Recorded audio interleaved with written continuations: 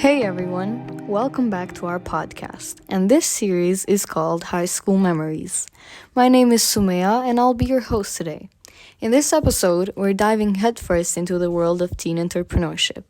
Join us as we explore the stories of young entrepreneurs, business ideas, and the experiences of starting a business from scratch. To provide us with their valuable insights and experiences, we have a remarkable guest joining us today. Please welcome Mr. Zekirja Shabani, an entrepreneur with a wealth of business expertise. Thank you for being with us, Mr. Shabani. Thank you for having me here today, Sumea. It's my pleasure. Let's kick things off by diving into your journey. Could you please share with our listeners how you embarked on your entrepreneurial path as a teenager, and what motivated you to take that bold step?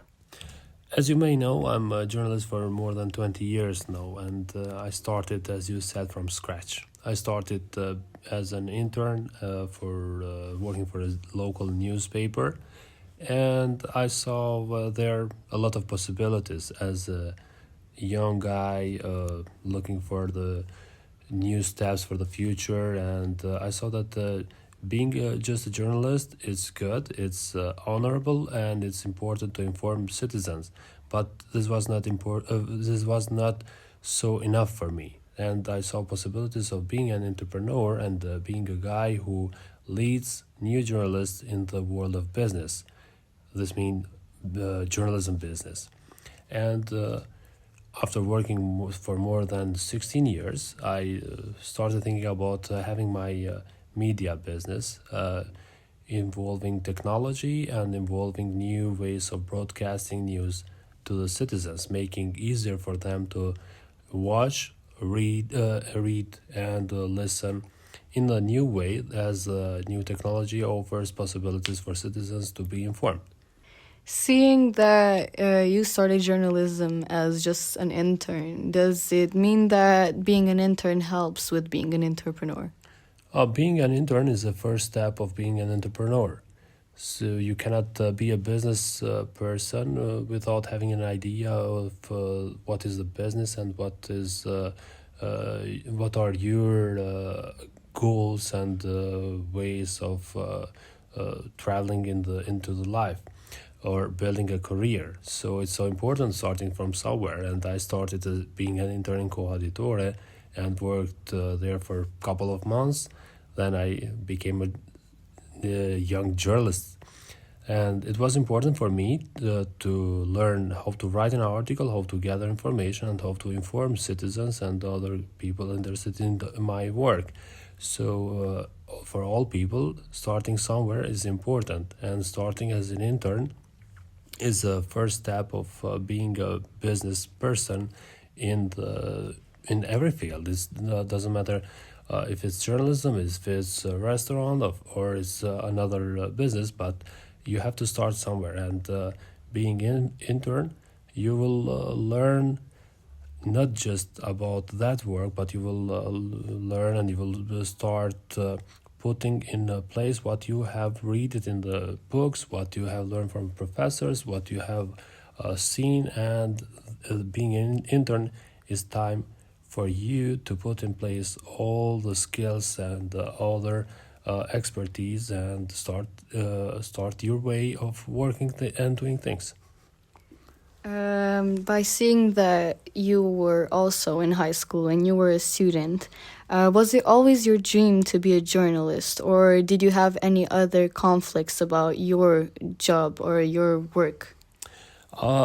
To be honest, journalism was not my field. I graduated in business management, and I always wanted to work in business, to work in statistics, and other fields that included math. Something not so good to hear from students. But this was becoming a journalist was something I always say that was accidentally. I started as an intern in Coaditore, explaining how this figures or translating figures into the words. This was something new, writing about economy articles. So somehow it was completing my dream of which included statistics, business issues, uh, financial problems, and explaining them to citizens, to the readers. So I worked for almost 8 years as an economy journalism co-editor, and this became a dream of having my uh, media business. So I'm now owning a business, living my dream as a journalist, but living my dream as a business person in media business. It is really inspiring to hear your journey and how you come so far from an early age. Seeing that many students have their problems about going to college and having their degrees, do you think it's really just important, or is it necessary to have a degree to start a business or just be an entrepreneur? Starting a business doesn't require any degree, any university diploma, or other certificates in order to open a business, but requires knowledge and requires skills to operate the business. In order to succeed in any field of business, you need knowledge that cannot be taken and cannot be won anywhere else but in schools. So it's important to be successful and to be a good graded student. So you will easily deal with any obstacle, any barriers that you face in the daily life during the business operation or anything, because it's not easy to operate the business if you don't have that kind of knowledge that you get in the school. It's really also inspiring. I totally agree with your concept because being a high school student, I also feel I have difficulties on my field of studies, and it's not really easy to go into a field without just knowing something. You need to have some special help, or from parents, from teachers, or anyone in particular. But let's get back into your work, your business. So is it difficult to finance a new business without any income? And if so, how do you overcome it? One of the steps beside the business plan or the part of the business plan, it's how to finance the business. So having an idea is not enough, but that idea has to be worked on it and to become a real business. So a lot of people have ideas, a lot of people dream having a business, but not all of them succeed to build a business. So first of all, you need a business plan that includes the ways of financing it, or the ways or the steps how to put the idea on the work, and how to put that idea the way that the business will succeed. So finances are the core or the most important part of starting a business, and not everyone have wealthy parents or monies that are there so you can grab them and start a business. But you supposed to start a business from scratch and you don't have any money, so you have from my point of view, you have two ways of generating those money needed to start a business. One way is going to the bank with a good business plan and that guarantees that this business will succeed, and ask for the money. And another way is asking your relatives, your people you know, the people you trust, and the people who trust you with a good business plan again that guarantees that this business will succeed, and ask them for the money. So for me, I was asking people that I knew and who trusted me that I will be a successful one in this business, and they gave me money to start this business. So don't hesitate. If you fail, it's nothing. keep failing until you succeed. Thank you for your incredible words. I also agree with this because not everyone has generational wealth. It doesn't just come to you as many people think they do. It's seeing nowadays is really incredible how banks and how people have made, not just with technology, but have made this advancement to be able to take money and just as a loan and give it back, because many people need it and they may use it for different business opportunities. Is it being not just being a business owner, but having an organizational structure? How does your organizational structure work? Media business is completely different from other businesses. It's important not just to succeed being a good businessman or to get money, and because in every business the main reason or the main goal of business is making money. In media business, making money is not the main goal. It's making money by but the core or the main goal or main aim of this kind of business is telling the truth and informing people. So in order to inform people, you don't just need a director, a head manager, and other staff like all other businesses in their structure have. But in media business, you also need the editor-in-chief, which is responsible for every word that is written in the newspaper. For example, if the business prints out the newspaper, the editor-in-chief is responsible for every word that journalists put in paper to be correct, the truth, and to be the exact one that will be delivered to the citizens. Also in the broadcasting journalism, editor-in-chief is that guy responsible for everything that is produced and broadcasted in the TV. So in our business, the organizational structure is the director, head manager, editor-in-chief, editors, and journalists.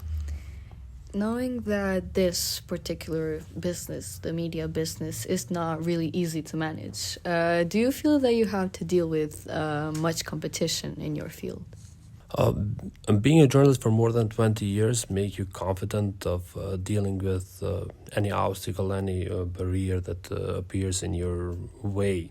And you always fight to be the best one on the market, and always you fight to tell the truth, because your readers, your viewers, are people that will evaluate at the end.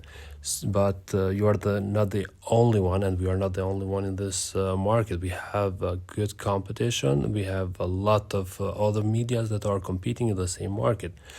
Kosovo is a small country, and at least we have 8 national TVs and more than 300 portals, and 91, as far as I know, 91 radio stations.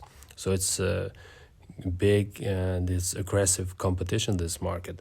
But having a lot of experience and having a good staff, having a prepared journalism with long experience in this field, make us confident that we are the best on this field, and we are working so hard not to beat competition, because competition is healthy for this for any business, but to be the best on the market. Do you deal with fear and doubt in your business, knowing that you have to deal with many people, or you have in your workspace? Do you fear that anyone might challenge you or make your business not feel that valuable? We have clear goals, and we have clear targets, where we are going and what we are doing, so we don't have doubts on the way that we are doing business. There are fears. There are always fears if we are doing enough, if we are doing good in this field, if we are saying the truth to our readers, to our viewers. These are greatest fears for us, and we all, as a staff, all people working on this media, we do the best to overcome any obstacle that comes in our way. But the best way to deal with fears and doubts is always going back to the experience, to the examples that we have gone through before, and always when we deal and when we face something new, we discuss with each other. We look for best examples other people did in this particular situations. I also totally agree with you. And seeing from my perspective, fear also helps me to keep me in my feet, in a word, or just keeps me moving, because not everything comes to you easily, and you have to overcome some obstacles in your life. But coming to an end of our podcast, I have one last question for you. Knowing for your business, where do you see your business in 5 years? Having a clear business plan and having clear goals and targets, it's clear for us that after 5 years we will be we will be in top 3 televisions in the Kosovo. We are working hard on it, and we will see ourselves having not just TV station. We will have a marketing agency and group of people working for some clients, preparing videos, preparing advertising materials, and always a group of people informing citizens with the truth. It's important to have in our place. It's important to have a group of people that are investigating things that other medias are not doing. So in 5 years, we are working hard to have a team that will do investigative journalism. This is one of the hardest ways of doing journalism, but we are prepared to do it, and we will be one of the top medias which has the most prepared and most experienced journalists working on investigative journalism. And with that, we've reached the end of our journey into the world of teen entrepreneurship. Whether you're a teen or an inspiring entrepreneur, remember that with the right mindset and support, you can turn your dreams into reality. Thank you so much for joining us on today's episode of High School Memories. Mr. Shabani, it's been an incredible journey, and we're glad you came along for the ride. Until next time, take care.